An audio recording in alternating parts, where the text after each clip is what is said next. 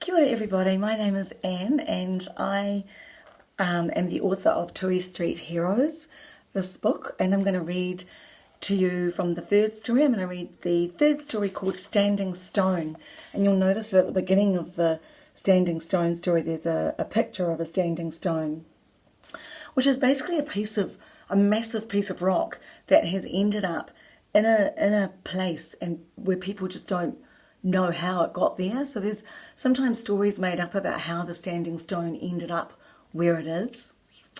Okay, so I'm going to read to you from part one, which is Adventure Calls.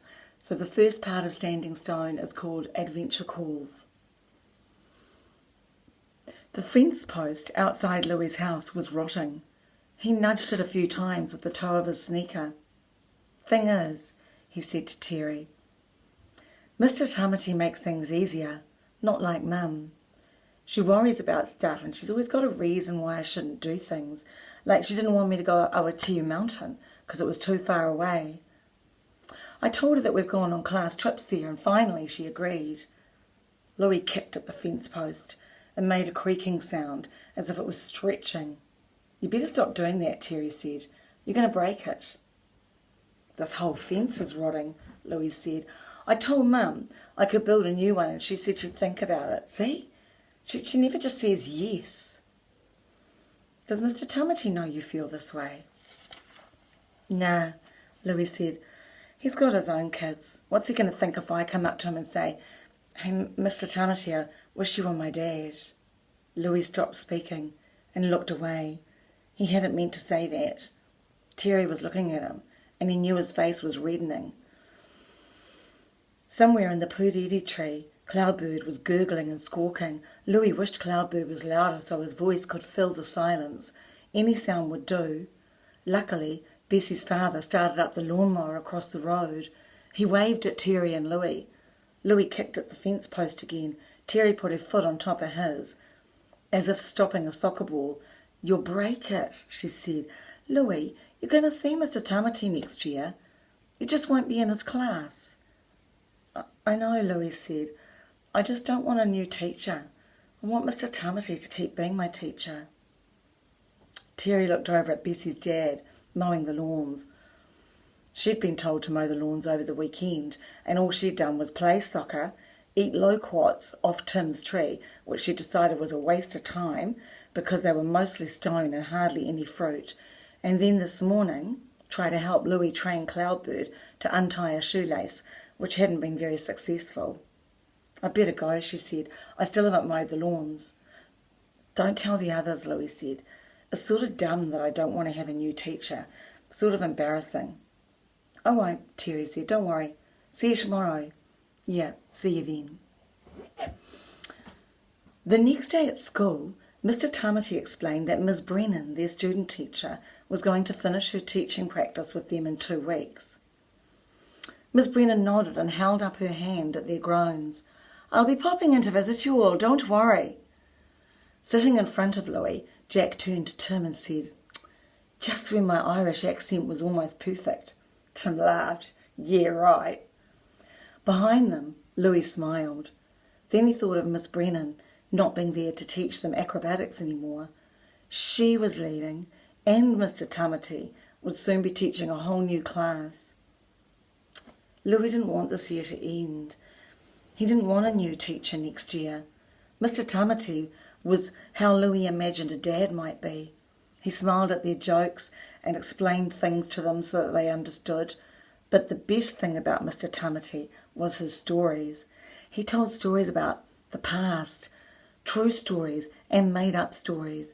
He told stories about countries and the people in them. He told stories that made Louis sit up in his chair and listen because he didn't want to miss a single word. He'd miss Mr. Tamati's stories. While Lucy read out the school notices, Louis gazed out the window. He could see Cloudbird flitting from branch to branch on the kowhai tree. No one was on the obstacle course now because everyone had gone into class. Louis wished someone was swinging along the monkey bars or balancing on the tight ropes so that it didn't look so empty. Everything okay, Louis? Mr. Tamati asked, standing beside Louis's desk. Louis nodded. I've noticed a worried look on your face whenever we discuss next year, Mr. Tamati said. Are you worried about Miss Brennan leaving too? Louis shook his head, then shrugged, sort of. Well, when the morning tea bell goes, Mr. Tamati continued, would you mind staying for a few minutes? There's something I need to ask you. Okay, Louis said. He hoped Terry hadn't told Mr. Tamati that he wished he was his dad. He looked over at Terry. She was listening to Lucy reading the notices. She must have sensed that someone was looking at her because she turned to him, her blue eyes widening, as if asking a question. Unsure of what to do, Louis smiled at her, but it wasn't a very convincing smile because he felt miserable. Terry smiled back at him. She was not someone who would lie, Louis thought, because she always said exactly what she thought. She told him she'd keep his secret, and he believed her. When the morning tea bell rang, Louis stayed behind. He could hear Bessie telling Gemma about the pineapple pie her granddad had made last night and how she'd brought pieces to share. Louis made his way up to Mr. Tamati's desk. Thanks for staying behind, Louis, Mr. Tamati said. Pull a chair over. I just want to have a quick chat with you, and I promise not to keep you long. When Louis was seated, Mr. Tamati began to talk. There's an old man I know who needs a bit of help. His son, Jimmy, is my best friend. When we were kids, we used to play at each other's house a lot. We used to think it was cool that his name was the same as mine. Mr. Tamati pushed his glasses up his nose. Is your name Jimmy? Louis asked. It's actually Hemi, but in English it's Jimmy. Louis nodded. Same name, different language. Exactly, Mr. Tamati said. Anyway, my friend Jimmy and his two brothers live overseas. Jimmy's a doctor. He works in poor countries that need doctors, and sometimes countries where there's war. He helps people, but he's not here to help his dad, and he worries about his dad. Why? Louis asked. What's wrong with his dad? Mr. Tamati picked up a pencil on his desk and twirled it between his thumb and forefinger. There's nothing wrong with Mr. Witheny. He's just getting old. He had Jimmy, his youngest son, when he was 50, so he's... Let me see. If Jimmy and I are 35, Mr. Witheny must be 85 now. My dad was older too, Louis said. He was 49 and my mum was 48 when they had me. They thought they couldn't have children, so I was a surprise. Mr. Tamati nodded. He put the pencil down. Mr. Witheny needs some help in his garden. He needs someone to mow lawns and pull out weeds and cut back some branches. Jimmy emailed me wondering if one of my students might be keen to earn a bit of extra money. Mr. Witheny would pay you. I'll ask Mum, Louis said. Be good to earn some money. Might be best if I email your Mum so that I can give her all of the details, Mr. Tamati said. Louis nodded. Mr. Tamati knew his mum was fussy and strict. She'd be more likely to say yes if he asked her. Mr. Tamati stood up and pushed his chair under the desk. Right. Go and have some of that pineapple pie I heard Bessie talking about. I'm going to pop into the staff room and grab some coffee before the bell goes. Mr. Witheny's house was around the corner from Tui Street. Louis hadn't ever seen it before because it was hidden behind lots of fruit trees. The Tui Street kids walked past its green gate every day and had wondered whether it was an orchard because often baskets of fruit were left outside on the footpath with a small sign that said, "Help yourself." Louis had never thought much about who lived there. This afternoon, Mr. Tamati and Louis walked through the gate while Cloudbird flitted through the trees alongside them. A path led through the fruit trees to a small house ahead.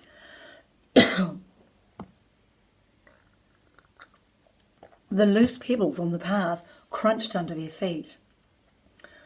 I'm so pleased your mum's happy for you to help Mr. Witheny, Mr. Tamati said. You'll like him, Louis. I used to love going to his house because he told me jokes and listened to my thoughts and ideas. He was quite different from my father, who was very strict and didn't like us to run around and play much. My sisters and brother and I used to call him Grumps, but we never said that to his face. Your dad was strict? Louis asked. Mr. Tamati nodded, and fussy. When Dad was at work or fishing or at golf, Mum used to let us run around and make as much noise as we liked. Did you like your dad? You know what, Louis? You can love your parent, even if they're annoyingly strict and fussy. My dad loved us, and we loved him. He just wasn't an easy person to live with. Mr. Tamati knocked on the red door of the small, yellow house. On the other side of the door was a square window. The house reminded Louis of the sort of drawings he used to do when he was little. He always drew the door in the middle, like a nose on a face, and a window on either side, like eyes. "Well, hello," a voice said before the door had fully opened. Louis looked up, expecting someone taller, but quickly lowered his eyes to meet Mr. Withany's friendly brown ones. He was the same height as Louis, and he rocked backwards and forwards on his feet, smiling at Louis and Mr. Tamati. "Well, hello to you too, Mr. W." Mr. Tamati reached out and shook the old man's hand, while his other hand patted Mr. Withany's shoulder. "This is Louis, the student I was telling you about. He's keen to help you with your lawns and weeds." Mr. Withany's face was already creased into a wide smile, but it widened even further when he looked at Louis. "Good to meet you, Louis. A pleasure to meet you. I'm so pleased you can help me. My son, Jimmy, came home last Christmas and told me it was time I got someone to help me with the garden. My wife used to do most of the gardening, and I used to join her in the weekends. But, well, she's passed on now, and it's just me. I'm 85, you know." "Mr. Tamati told me," Louis said. It was hard not to smile back at Mr. Withany's round face and wide brown eyes. His glasses were two neat circles which added to the sense that everything about Mr. Withany was round. Even his stomach ballooned a little over his loose trousers, which were held up by braces. Louis noticed the faded brown slippers Mr. Withany wore and wondered if they were just too comfortable to replace, like Louis's mum's blue cardigan. Cloudbird squawked from a nearby tree, and Louis looked over his shoulder at him. "Oh, that's Cloudbird, my friend." Mr. Withany nodded. "Would he like to come in too?" "He's okay," Louis said. He just waits outside for me." "Right.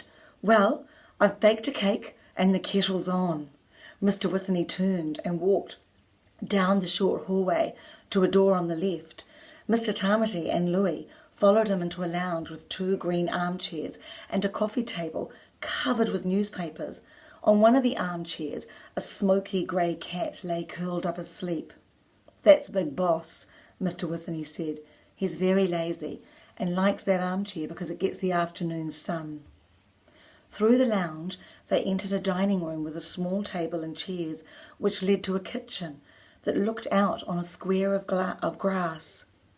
On the kitchen bench, a round chocolate cake sat on a tray with teacups and saucers. Mr. Withany poured hot water into the teapot and was about to pick up the tray when Mr. Tamati said, "Let me take that." They followed Mr. Withany out of the kitchen and into the backyard, which was nothing like the orchard out the front. This was just a patch of grass with a few chairs around an old wooden table that had faded in the sun. All around them, though, were flower pots. Louis thought of how his mother would want to arrange these pots neatly around the outside of the square of grass. He liked how they were bunched in corners and cluttered up the edge of the fence. "Nothing's changed since I used to visit you years ago," Mr. Tamati said. "That's good to see, Mr. W." "And you still call me Mr. W," Mr. Withany said, smiling. "Have a seat and let's eat this cake. You know, Louis, you can call me Mr. W too if you like." "Okay, Mr. W," Louis said. Mr. Withany looked at Louis and chuckled. "Well, that's that then.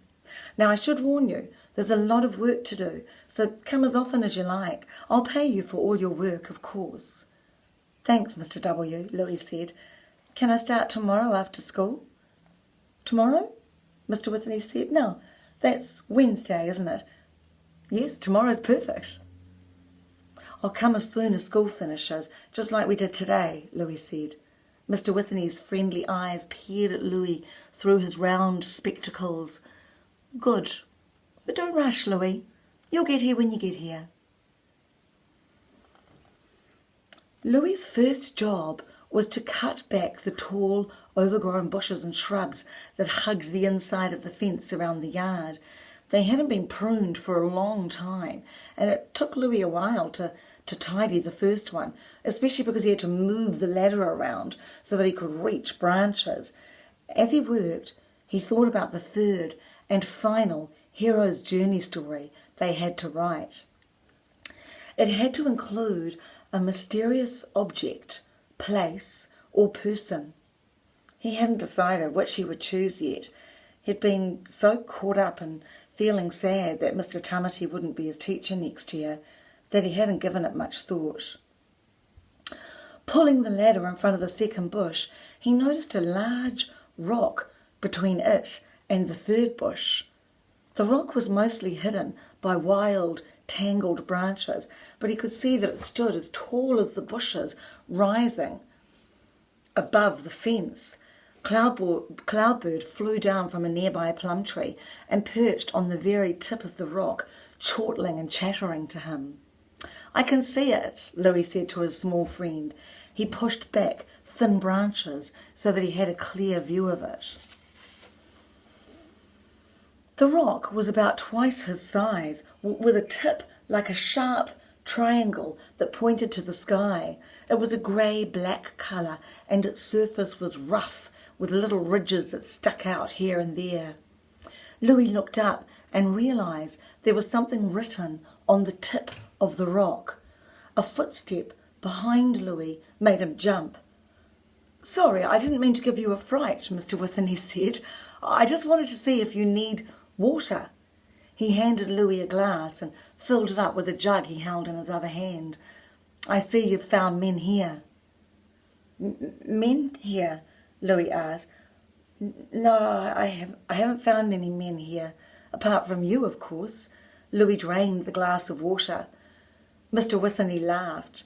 "No, it's pronounced men here. It's spelt MENHIR. It's an old Irish word that means standing stone." Mr. Withany pointed to the huge rock. "It was here when we moved in many, many years ago. It's centuries old." "Centuries," Louis repeated. "I'll show you something special, Louis," Mr. Withany said. "Pull that ladder over here and stick it in front of the rock so that you can read what it says at the top. Watch out that the branches don't scratch you as you climb up." Louis did as Mr. Withany said, and moments later was face to face with the words that had been carved into the tip of the rock. The writing was different to any Louis had ever seen before. Each letter curved and looped and swirled. He read the words aloud. "If thou hast hand for opening, the sun's light make it possible." "That's right," Mr. Withany called up. "If you have a hand that can open it, you need the sun's light to make it possible." It really is a mystery. My wife and I have waited till the sun landed directly on the tip of the stone, but we obviously didn't have the right hands, the hands for opening. "The hands for opening," Louis repeated. It was as if he was trying to memorize the things Mr. Withany was telling him. "Men here," he said to himself. "Men here." Mr. Withany smiled. "Well, yes, that was my wife's name for it, the old Irish word for a stone set into the ground vertically. She also said that the fairies must have put it there." "Fairies?" Louis climbed down the ladder. Mr. Withany chuckled. "She was Irish, my wife. She had the blackest hair and the widest smile. Her name, Cara, means friend in Irish, and she was my dear friend." Louis nodded. Mr. Withany's eyes had filled with tears. Sometimes Louis's mum was sad about his dad dying long ago, so he gave her a hug. But he didn't know Mr. Withany that well.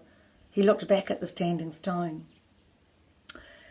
Anyway, I must get back and feed Big Boss, Mr. Whitney said. He may look like a sleepy old cat, but he can get very grumpy when he's hungry. He sits by the fridge and meows loudly until I feed him. Louis smiled. So you named him Big Boss? There really was no other name for him, Louis. Mr. Whitney put the jug of water down in front of the bushes. I'll leave this water here so you can fill up that glass when you need to. Thanks, Mr. W, Louis said. He watched Mr. Whitney walk over the twigs and leaves in his battered slippers. Turning back to the rock, he ran his hand over its rough surface and looked up at the tip of the rock again. If thou hast hand for opening, the sun's light make it possible, he whispered to himself. In the plum tree behind him, Cloudbird clucked at him. I know, Cloudbird, Louis said. I need to get on with the job. He lifted the ladder back to the second bush, picked up the clippers and climbed up.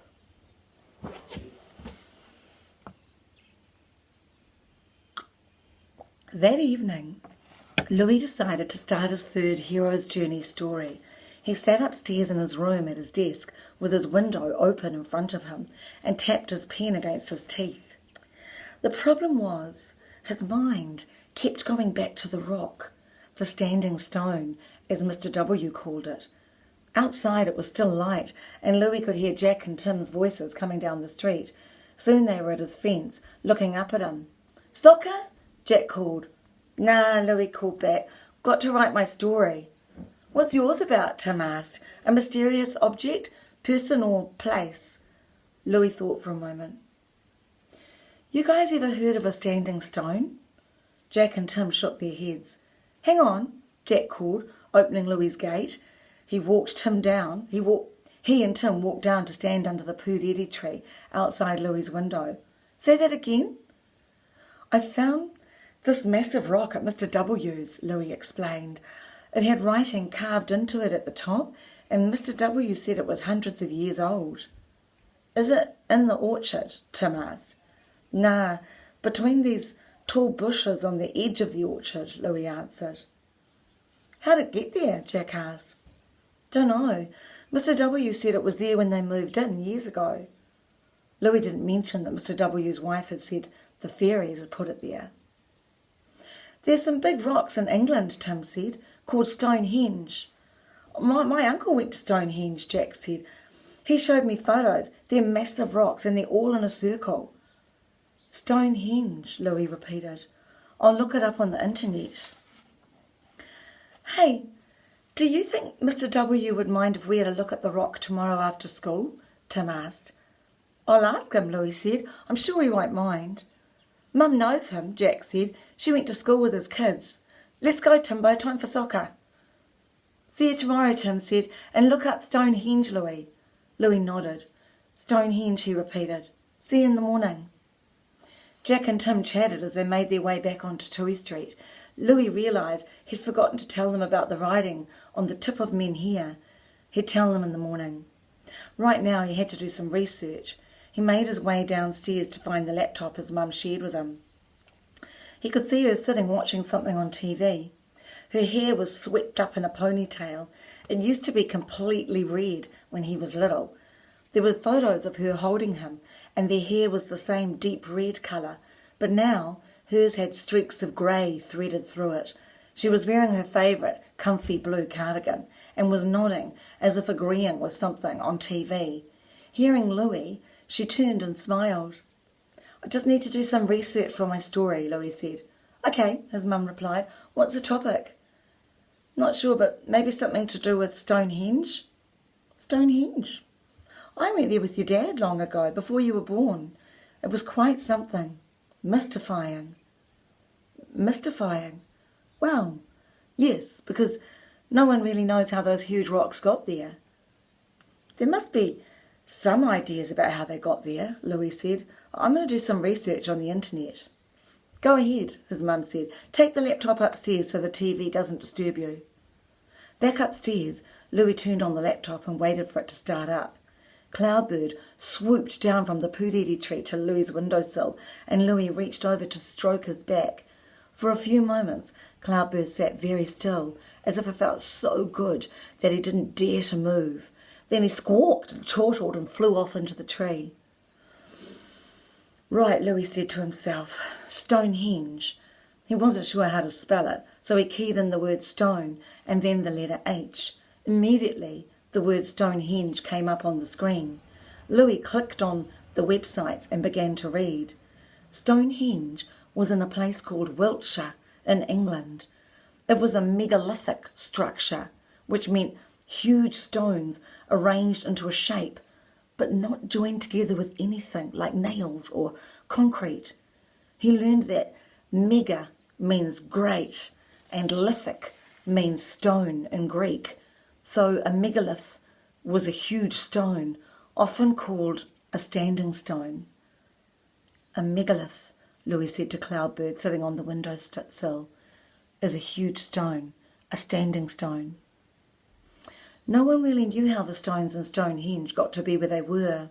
One story said that Merlin, a wizard, organised giants to bring the stones from Africa and place them in their structure in Ireland.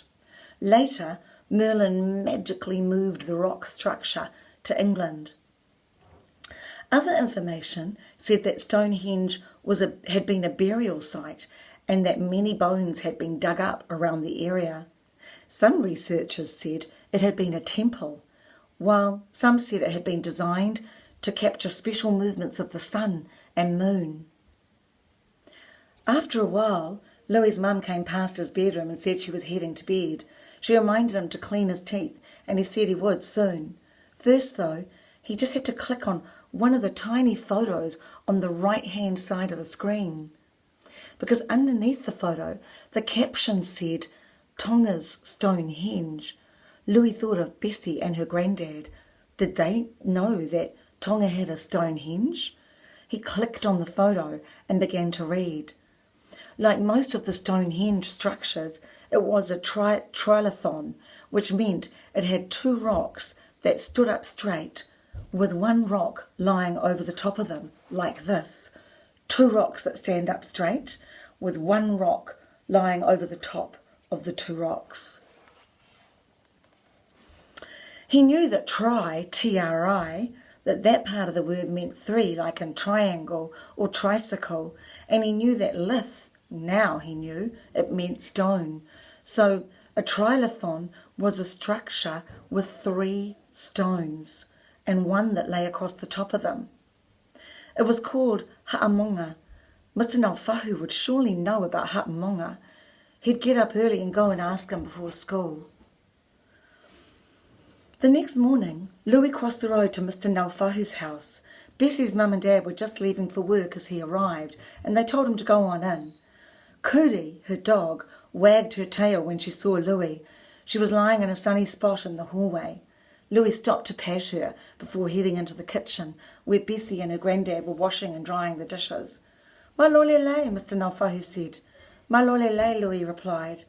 You're early, Bessie said. Had breakfast, Louis? Her granddad asked.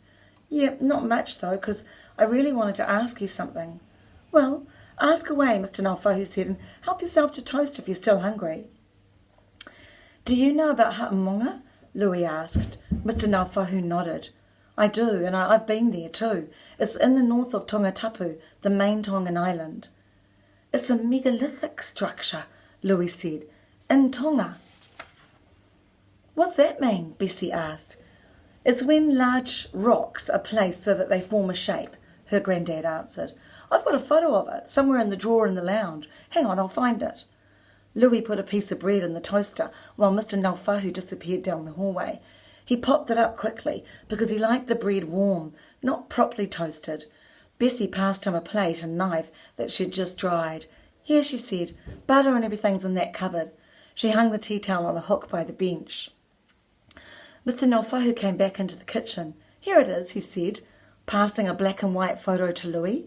It's old and a bit crinkled, but you can see me there in front with my brothers and sisters. We were teenagers when our dad took us to see it. Bessie stood beside Louis. It's huge, she said. Makes you look small, Granddad. It's around 5 metres high, her granddad said. That's nearly 3 times my height. Do you know how it got there? Louis asked.